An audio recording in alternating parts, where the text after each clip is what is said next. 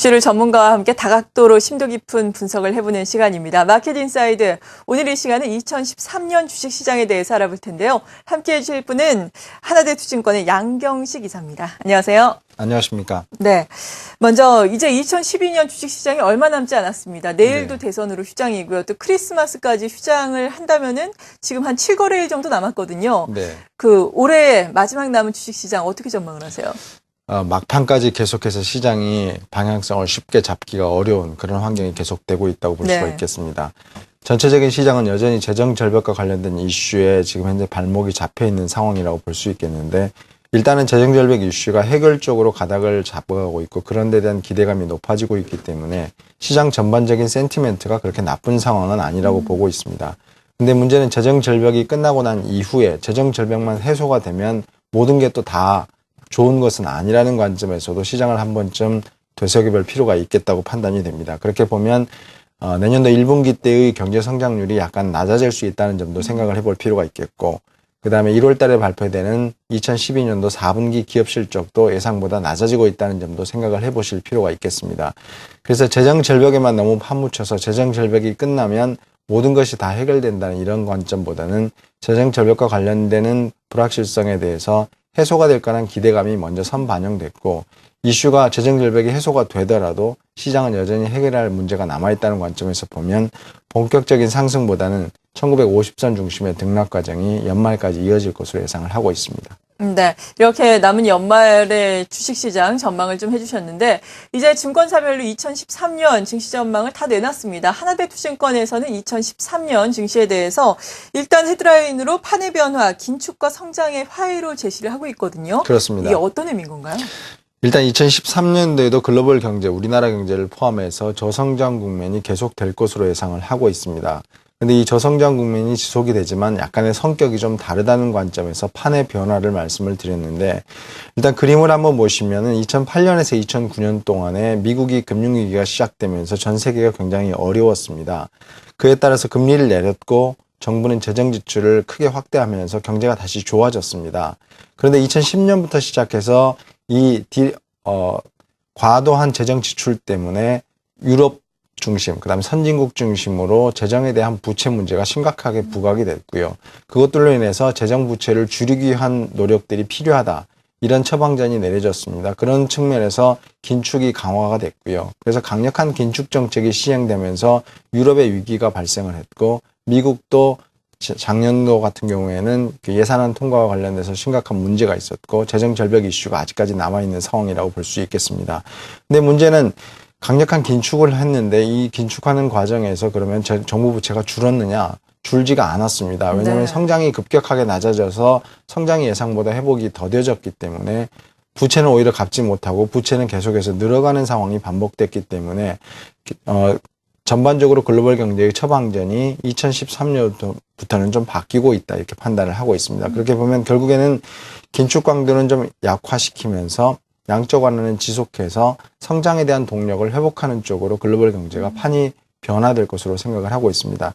근데 이렇게 판의 변화가 생기면 결국에는 자산 간의 이동에 대한 문제를 야기시킬 가능성이 높다고 보고 있습니다. 그래서 지난 2010년부터 12년까지 강력한 긴축이 있을 때 안전자산 쪽으로의 모든 쏠렸던 자금들이 이제는 긴축이 완화가 되고 성장이 강조가 되는 쪽에서는 위험자산 쪽으로 자산 이동이 생길 것으로 생각을 하고 있고요. 그런 측면에서 볼 때 저성장이 지속되고 문제는 아직 남아있지만 2003년 시장이 조금 더 희망적이다, 이렇게 말씀을 드릴 수가 있겠습니다. 네, 물론 불확실성은 계속해서 남아있는 상황이지만 긴축이 완화되는 동시에 양적 완화는 계속해서 이루어지기 때문에 성장 동력은 회복이 될 것이다. 안전자산에서 위험자산으로 더 옮겨가면서 주식시장에는 어떻게 보면 더 호재가 될 수 있을 것 같은데요. 그렇습니다. 일단 내년 1분기 같은 경우에는 기업의 실적도 4분기 실적이 발표되는 것도 좋지가 않고, 그리고 경제 지표도 둔화될 것이다라고 말씀을 해주셨는데 상저하고를 그러면 예상을 하시는 건가요? 그렇습니다. 상저하고 흐름을 예상을 하고 있고 1분기를 예. 저점으로 생각을 하고 있고 4분기를 고점 정도로 생각을 하고 있는데요. 그림에서 보시는 바와 같이 저희는 증시 자체의 흐름을 연말까지 연말에서 내년도 초반까지의 상황이 약간 저점이 좀 낮아지는 국면으로 생각을 하고 있습니다. 근데 저점이 낮아지더라도 주가의 지금 현재 밸류에이션이 워낙 싼 상황이기 때문에 주가의 하방 경직성이 굉장히 강할 것으로 생각을 하고 있는 상황입니다. 그래서 저희가 보기엔 1800에서 1850선 정도가 저점 영역이라고 생각을 하고 있고요. 그것들이 위험성에 대한 불확실성에 대한 해소 과정을 거치면서 시장은 완만하게 올라갈 것으로 예상을 하고 있는 상황입니다. 네. 그렇다면은 상반기와 하반기 또 분기별로 어떤 이슈들이 불거져 나올 수 있을 것인지 전망을 해본다면 어떻겠습니까? 예.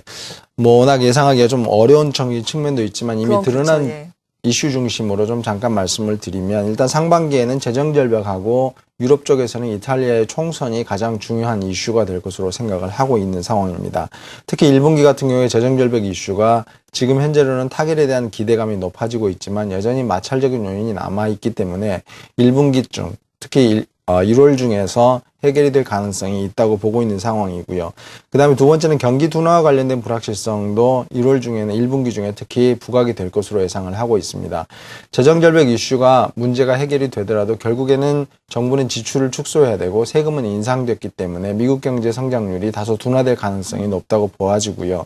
그 다음에 그에 따라서 유럽 경제는 계속해서 마이너스 성장이 불가피하다는 적인 측면에서 보면 1분기 때 글로벌 경제의 성장률이 다소 좀 낮아질 가능성이 있다고 볼 수가 있겠습니다. 그렇게 보면 결국에는 재정절벽이 해소가 되지만 펀더멘탈에 대한 불확실성이 여전히 남아있고 이탈리아의 총선과 관련된 불확실성이 남아있으면 1분기는 조정 국면이 전개가 될 것 같고요. 네. 불확실성이 완화가 되면서 2분기부터는 다소 좀 시장의 분위기는 개선될 것으로 생각을 하고 있고 하반기는 글로벌 경제의 성장이 좀 확인이 되고 유동성 효과가 본격화되면서 3분기하고 4분기를 거치면서 시장은 빠르게 상승 쪽으로 방향을 잡을 수 있을 것으로 생각이 됩니다. 그래서 본격적인 상승의 출발은 2분기라고 보고 있고요. 상승의 강도가 가장 강한 것은 4분기라고 생각을 하고 있습니다. 네. 그리고 전략의 아이디어로는 탑다운과 또 저성장을 키워드로 제시를 한 걸 제가 봤거든요. 네. 먼저 탑다운이란 것이 어떤 전략인지 그리고 이에 따른 어떤 업종군들이 유망한지 궁금한데요. 예. 일단 탑다운에서는 예. 펀더멘털 관점에서의 접근이라고 볼 수가 있겠습니다. 그래서 업종의 사이클이 가장 중요하다고 볼 수가 있겠는데 업종의 사이클에서 내년도에 저희가 생각할 때 업종의 사이클에서 주가에 가장 좋은 쪽은 부진에서 회복으로 전환되는 쪽의 업종이 가장 유망할 것으로 생각을 하고 있습니다. 그래서 화면에 나와 있는 대로 반도체하고 디스플레이하고 제약과 통신이 거기에 해당된다고 생각을 하고 있고요. 오히려 시장 내에서 탑다운 쪽에서 펀더멘털 쪽에서는 안 좋아지는 쪽으로는 경기가 좋았다가 둔화되는 쪽으로 넘어가는 쪽은 자동차나 핸드폰이나 음식료 유통 쪽은 다소 좀 그런 부분에서의 경기 쪽에서의 사이클적인 측면에서의 둔화감들을 고려해 보실 필요가 있겠다고 보고 있고요. 두 번째 저성장 관련해 가지고는 저성장 시대가 본격화되면 결국에 기업의 가치는 그 성장 동력을 갖고 있느냐 없느냐에 따라서 차별화될 것으로 예상을 하고 있습니다. 그래서 결국에는 성장 동력이 없으면 지금까지 너무 좋았지만 앞으로의 동력이 기대감이 없으면 주가가 오르지 못할 거라고 생각을 하고 있고요. 그와 관련해서 저희가 생각하는 아이디어는 한 5가지 정도 생각을 해보고 있습니다. 그래서 첫 번째가 브랜드 파워 쪽인데요. 브랜드 파워에서는 지금 현재 전 세계적으로 브랜드 파워가 좋으면 저성장 시대에서도 소비자들에게 먼저 선택받을 수 있는 가능성이 훨씬 높다고 보고 있고요. 그런 관점에서 보면 글로벌 시장에서 우리나라에서 유일하게 50대 브랜드 안에 드는 것이 삼성전자가 6위로 들고 있습니다. 그래서 브랜드 파워 관점에서는 삼성전자가 계속 주목을 받을 거다 이렇게 보고 있고요. 두 번째 중국의 중산층 확대와 관련해서는 지금 현재 중국이 저희 나라가 수출을 해서 우리나라 기업들이 돈을 벌기보다는 중국 사람들이 우리나라에 들어와서 우리나라의 소비를 늘려주는 쪽에 포커스가 여전히 맞춰질 것으로 생각을 하고 있습니다. 그러면 그런 측면에서 보면 카지노라든지 여행, 호텔, 패션, 화장품 업종들이 주목을 받을 필요가 있겠다고 보고 있고요.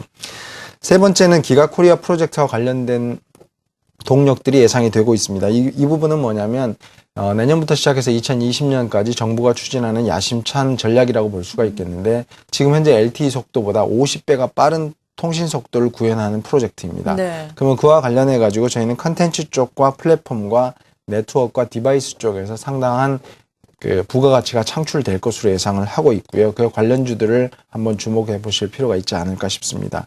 마지막으로 제가 네 번째로 생각하고 있는 것이 고령화하고 1인 소비입니다. 그러니까 인구 구조가 변화됨에 따라서 성장 동력이 바뀐다는 건데 이 부분에서도 저희는 헬스케어라든지 소형 상품, 그다음에 효율성이 강조되는 제품을 만들어내는 기업군들이 주목을 받을 것으로 생각을 하고 있고, 마지막으로 소프트웨어 중심의 IT 신기술에서는 음성인식과 플렉시블 디스플레이, 그다음에 줄기세포 쪽을 여전히 주목해볼 필요가 있다고 보고 있습니다. 네, 여러 가지 키워드를 제시를 해주시면서 이에 따라서 우리가 관심 가져야 할 종목군까지 말씀해 주셨는데요. 저희가 또 이 내용은 저희 홈페이지에 올려놓을 테니까 장기적으로 참고를 해보시면 좋을 것 같습니다. 2013년을 준비하면서 주식시장에 대한 전망을 저희가 쭉 해봤는데요. 마지막으로 투자자 여러분들께 당부의 말씀이 있으시다면 어떤 게 있을까요? 예.